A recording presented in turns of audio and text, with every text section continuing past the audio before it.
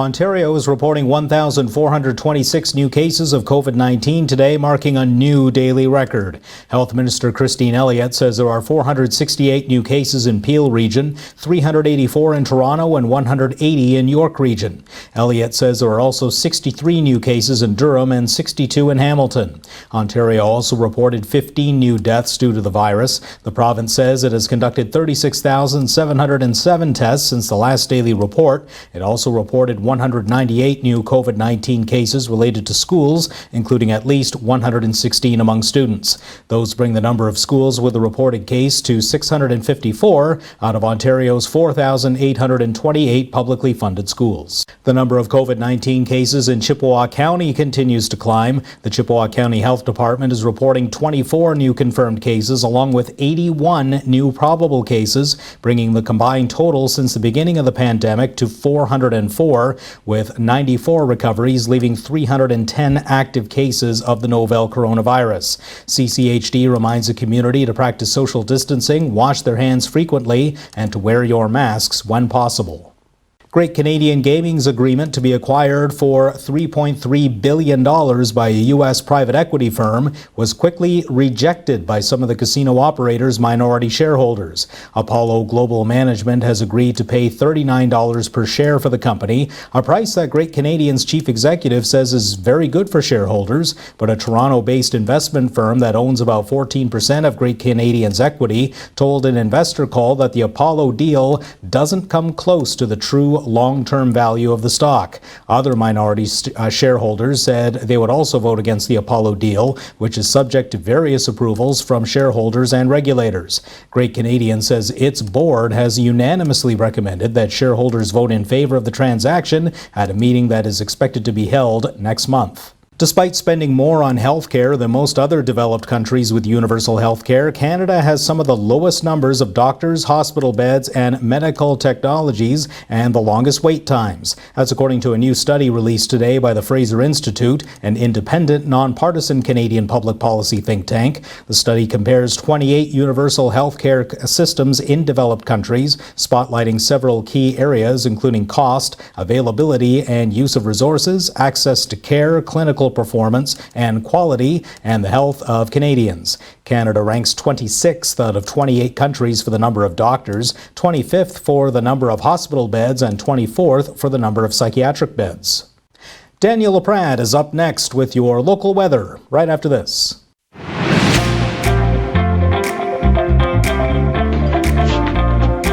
You know what? You've got spunk. I hate spunk.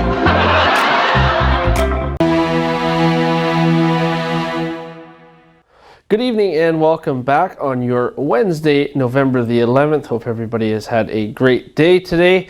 And yes, we are seeing a change in the weather once again. The winds have ushered in some cool temperatures that are going to happen for tonight. And we will see another low pressure system coming in on Friday and moving in through the weekend. So we do have another active weekend of weather coming up. Not so good for the sun if you're wanting that. Let's take a look at the radar. As you can see moving through, there's a system here that has just moved through. That is the system that we did see yesterday and the previous day.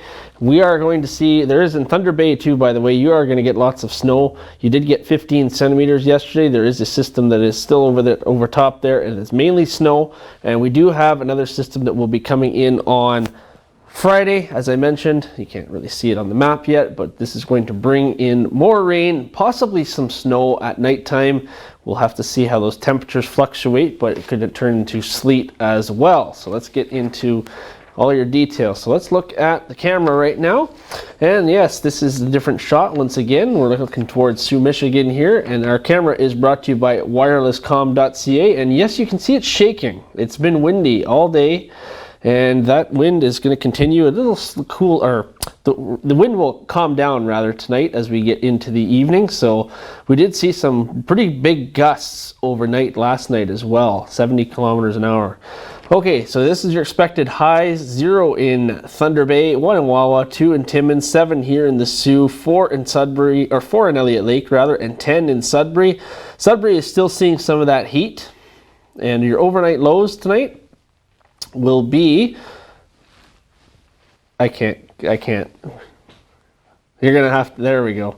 Okay, -3 in Thunder Bay, -1 in Wawa, 1 in Timmins, 2 in Sault Ste. Marie, and then -1s in Elliott Lake and Sudbury. Yes, sometimes the clicker likes to act up, so thank you very much, Producer Mike, for getting that for me. On Thursday, we are going to see things change a little bit. We'll enjoy a little bit of a break here, and the temperature is going to climb above normal once again. 10 degrees is your high on Thursday. Mainly sunny. We'll have a few clouds kicking around. Only going to get down to 4. However, we do see on Thursday night we have a 60% chance of flurries or rain showers overnight. That sets the stage for Friday, which will be when that system moves back in. We got 4 degrees is our high, and we will look at a 60% chance of rain showers throughout the day in our region, and then we'll see a low of 0 overnight on Friday, which means we have a 40% chance of some flurries.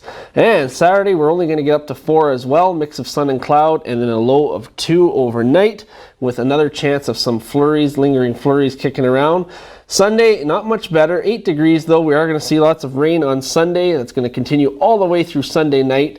And then Monday, you're going to see sleet move in for 3 degrees. Clouds on Tuesday before we return back to that sleet weather on Wednesday. And our overnight lows are going to go up and down a little bit, but they're going to hover around the freezing mark, and then they're going to get down to -2 by Monday, and then back up to 2 degrees on Wednesday. So definitely around our normals. Our normals for this time of year, by the way, are 5 for your daytime high and -2 for your overnight low. So we are well within that range once again. And considering last year we had snow on the ground at this time of year, I think we're doing pretty well. But to remind you of the snow, here's our Weather Watcher photo. Yes, this was from a snowy morning. Not recently. This is from, I think, last year. So it's a file photo here. But thank you very much, Bruce, for sending it to us. ontvweather@gmail.com is where you can send your weather photos. And yes, we are going to start to see some snowy photos coming in soon, depending on where you are. Hey, if you're in Thunder Bay and watching us, send us a photo, because you did get a lot of snow up there. So it is coming. So if you are on SiouxOnline.com as well, you can read all the stories that we present to you here in the newscast, as well as see the weather. The Weather Minute goes up on there, as well as the social medias. And of course, while you're there, take the time to go to our Facebook page, Twitter, YouTube, subscribe there, and yes, you can see everything on demand. Mike will be back right after this break with more news. Have a great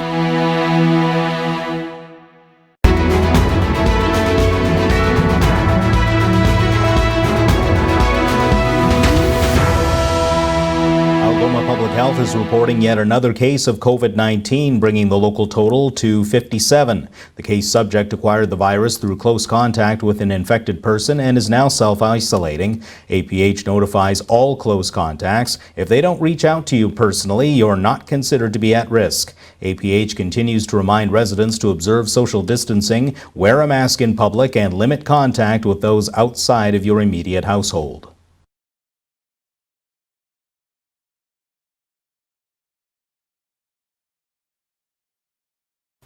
Passenger traffic at the Sault Ste. Marie Airport April through October of this year totaled 11,396 passengers, a decrease of 91%.